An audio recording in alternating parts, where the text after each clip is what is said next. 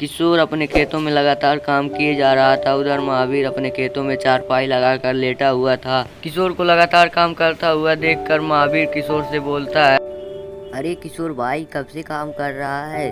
थोड़ा आराम भी कर लिया कर, बीमार पड़ जाएगा। आराम करूंगा तो काम कैसे होगा भैया? वैसे भी ऊपर वाले ने शरीर काम करने के लिए ही दिया है। यह खजुआनपुर नामक गांव का किशोर है, जो अपने खेतों में बहुत ही ज़्यादा मेहनत करता है और यह भगवान का बहुत बड़ा भक्त है। और दूसरी तरफ महावीर का खेत किशोर के खेत के बगल में ही था। किशोर आलसी, लालची और कामचोर किस्म का आदमी था। वो अपने खेत में काम कम और चारपाई पे आराम बहुत ज़्यादा करता था। और इधर सुबह से दोपहर हो गई और किशोर अपना खेत आधे से ज़्यादा खुदाई कर चुका था। फिर किशोर को बहुत जोरों की भूख लगती है। वह पेड़ के नीचे जाकर के अपना टिफिन खोलता है और इधर महावीर खाने का महक सूंघकर उठ गया और दौड़ते दौड़ते किशोर के पास चला गया। अरे ओ किशोर भाई, आज खाने में क्या लाए हो? बहुत जोरों की भूख लगी है, क्या मुझे भी खिलाओगे ना? क्यों नहीं भाई, ये लो खा लो, तुम भी खा लो। फिर महावीर जल्दी जल्दी किशोर का सारा खाना खा जाता है।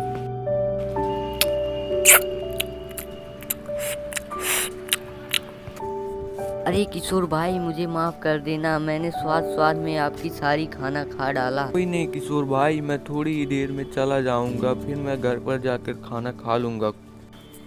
अरे वाह वाह, मैंने किशोर को कितना बड़ा बुद्धू बना दिया। खाना खा के मजा ही आ गया। कुछ देर बाद दोनों अपने अपने घर चले जाते हैं। ऐसे ही एक रोज किशोर अपने खेत में से एक आलू का पेड़ उखाड़ता है तो देखता है उसमें बहुत सारे आलू उगे हुए थे, जिन्हें देखकर किशोर बहुत ही ज़्यादा खुश होता है। अरे वाह, क्या ही आलू की फसल हुई है, मजा ही आ गया। और इधर महावीर यह सब देख कर के कहता है, अरे वाह, क्या ही आलू हुए हैं, मेरे खेत में भी ऐसे ही आलू उगे होंगे। लेकिन महावीर जब आलू का पेड़ उखाड़ता है तो बहुत ही ज़्यादा गुस्सा हो जाता है, क्योंकि उसके पेड़ में से एक ही दो आलू उगे हुए थे। लेकिन वह झूठ कहता है किशोर से कि मेरे खेत में भी बहुत ज़्यादा अच्छे आलू हुए हैं। अरे वाह भाई, मेरे खेत में भी बहुत अच्छे आलू हुए हैं, ये तो अच्छी बात है। कल सुबह ही हम दोनों चल कर के बाजार में आलूओं को बेच देंगे। फिर अगले दिन दोनों ठेले पर आलूओं को रख करके बाजार में लेकर के पहुंच जाते हैं और बेचना स्टार्ट कर देते। अरे महावीर भाई, आज तो आलू की कीमत बहुत ज़्यादा है, फिर भी आज आपने आलू कम क्यों लाए हैं? अरे वो क्या है ना भाई, आज मेरी तबीयत कुछ ठीक नहीं लग रही थी, इसलिए मैंने आलू कम ही लाए हैं। और उन दोनों के पास ग्राहक आने लगते हैं और शाम होने तक उनकी सारी आलू बिक जाती है। फिर वह अपने घर की ओर निकल जाते हैं। फिर महावीर घर आकर के सोचता है कि मैं आज रात को किशोर की सारी आलूआँ चुरा लूँगा, फिर उसके बाद में मैं अच्छी कीमतों पर आलूओं को बेच दूँगा, फिर मैं अमीर हो जाऊँगा। फिर वह आधी रात में किशोर के खेत में जा कर के उसकी सारी आलूआँ चुरा लेता है और फिर घर आकर के वह सो जाता है। फिर सुबह जैसे ही किशोर अपने खेतों में जाता है तो उसमें आलू ना पा करके बहुत ही ज़्यादा दुखी होता है और रोने लगता है। फिर महावीर वहाँ पर आकर के झूठी दिलासा देते हुए महावीर कहते, देखो किशोर भाई, होनी को कौन टाल सकता है, जो कुछ होना था अब तो हो ही गया। मेरे भी आलू सब किसी ने चुरा लिए हैं, मुझे भी बहुत दुख हो रहा है। अरे महावीर भाई, जिसने भी मेरे आलू चुराया है वो कभी अपने ज़िंदगी में खुश नहीं रह पाएगा।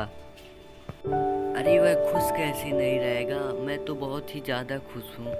फिर महावीर अपने घर जाकर के सो जाता है। ऐसे ही कुछ दिन बीत जाते हैं। फिर महावीर हफ्ते में एक दो बार जाकर के मंडी में आलूओं की दाम पूछता और फिर घर चला आता। ऐसे ही कुछ दिन बीत जाते हैं।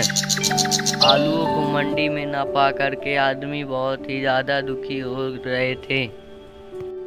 अरे भाई, कितने दिन हो गए आलू खाने को नहीं मिल रहा है, कोई आलू लाता ही नहीं है।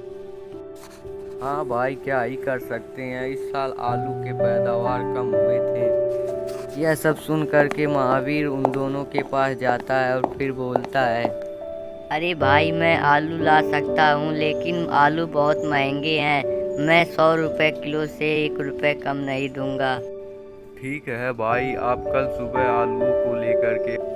फिर कल सुबह ही अपने गोदाम में महावीर जा कर के देखता है तो उसकी सारी आलूओं को चूहे खा चुके होते हैं। यह देख कर के महावीर रोने लगता है। और इधर किशोर के यहाँ पर एक पंडित जी आए होते हैं जो बहुत ही ज़्यादा भूखे थे और किशोर से खाना मांग रहे होते हैं। किशोर के पास एक ही रोटी थी जो वह पंडित जी को दे देता है। फिर पंडित बाबा खाना को खा लेते हैं। फिर उसके बाद में वह अपने तंत्र विद्या से देखते हैं कि किशोर के साथ कितना बड़ा नाइंसाफ़ी हुआ है। फिर पंडित बाबा अपने शक्तियों से एक गंगा जल को प्रकट करते हैं। फिर उसके बाद में उसे किशोर को दे देते हैं और कहते हैं कि अपने खेत में जा कर के इसे छिड़क देना, फिर तुम देखना इसका चमत्कार। फिर किशोर ऐसा ही करता है, वह अपने खेत में जा कर के गंगा जल छिड़क देता है। फिर देखते ही देखते बहुत सारे आलूओं के पेड़ उग जाते हैं। फिर किशोर एक आलू का पेड़ उखाड़ के देखता है तो उसमें बहुत सारे आलू उगे हुए थे। इधर जैसे ही आलूओं को उखाड़ता वैसे ही नया पेड़ उग जाता था। यह देख कर के किशोर बहुत ही ज़्यादा खुश हो गया और वह मंडी में ले जा कर के सारे आलूओं को बेच आता है और बहुत ज़्यादा मुनाफा कमाता है। इधर वह आलूओं को उखाड़ता, उधर नए पेड़ उग जाते थे। इस तरह वह बहुत अमीर हो गया और उधर महावीर बहुत ही ज़्यादा गरीब हो गया। Can anybody out there hear me? Hear me?